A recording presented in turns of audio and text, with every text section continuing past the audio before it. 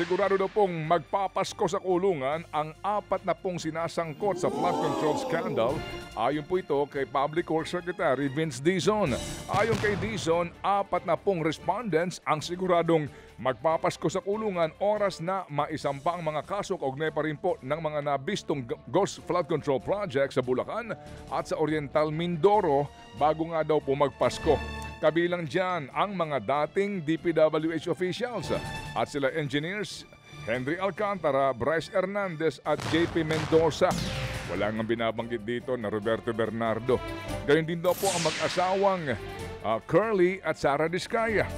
Dating Congressman Zaldi Co na wala sa Pilipinas at mga opisyal daw po ng SunWest Incorporated at Wawaw Builders at iba pa. 80 sa mahigit na 400 suspected ghost flood control projects ang umano'y prioridad na imbestigahan ng Independent Commission for Infrastructure. Target naman daw po ng ICI na mag-inspeksyon sa mga proyekto sa Ilocos Province, Cebu ngayong linggo.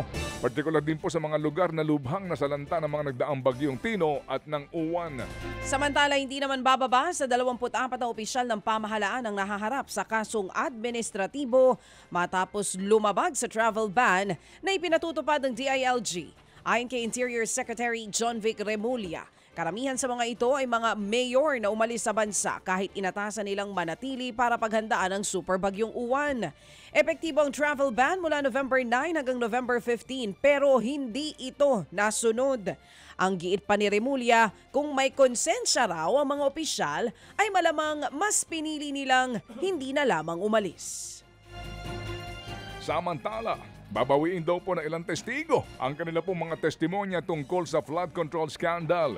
Ibinulgar nitong si Senador Amy Marcos na meron daw pong testigong marine na babaliktad sa hearing po ng Blue Ribbon Committee. Bukas po yan. Matatandaan po ang testigong nagsabing marine siya ay ang surprise witness ni Senador Rodante Marcoleta na si Orly Guteza. Siya rin po ang nagpakilalang security aid ni dating Congressman Zaldi Co na umano'y naghatid ng mali-maletang pera sa bahay ni Nako at ni dating House Speaker Martin Romualdez. Dagdag pa ng Senadora, may mga testigong binantaan daw umano ang pamilya pero hindi na po siya nagbigay pa ng ilang pang detalye. Nagbalak din daw tumistigo ni dating House Speaker Martin Romualdez pero tila po nag-back out ito ayon pa rin kay Senator Amy.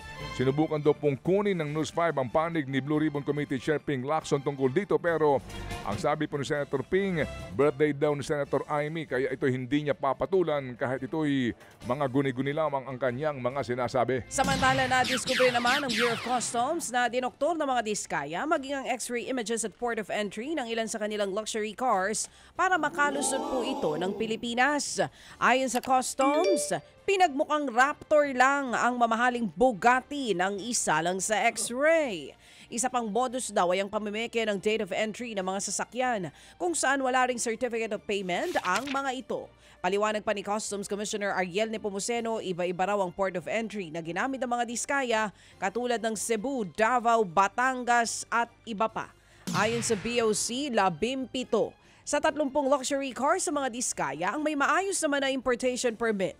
Pero hindi pa raw pumayag ang Independent Commission for Infrastructure na isauli ang mga ito. Eto, klaruhin ko itong balitang ito, girl. Mamaya, bigyan natin ng oras ito. Ang mga diskaya po, hindi sila ang importer nito. Ayun na nga. Ito po'y kanila lamang binili sa Frebel at saka yung isa pa at dalawa pang mga importers. Ngayon, yung pong nagmaniobra nito diyan po sa Pantalan ay hindi ang mga diskaya. Alright, ang kanila pong pinagbilhan at yung mga kasapakat sa customs.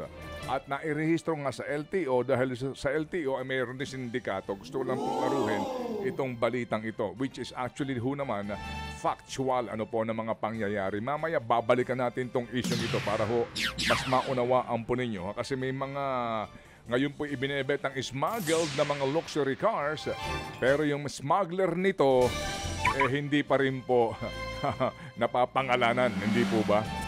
Kinumpirma ho naman ng palasyo na sinibak daw si Bureau of Internal Revenue Commissioner Romeo Lumagi. Hindi pa maliwanag kung bakit siya tinanggal ng Pangulong Bongbong Marcos Jr. Pero siya po ipapalitan ni Finance Undersecretary Charlito Mendoza na nangangasiwa sa Revenue Operations Group ng Finance Department.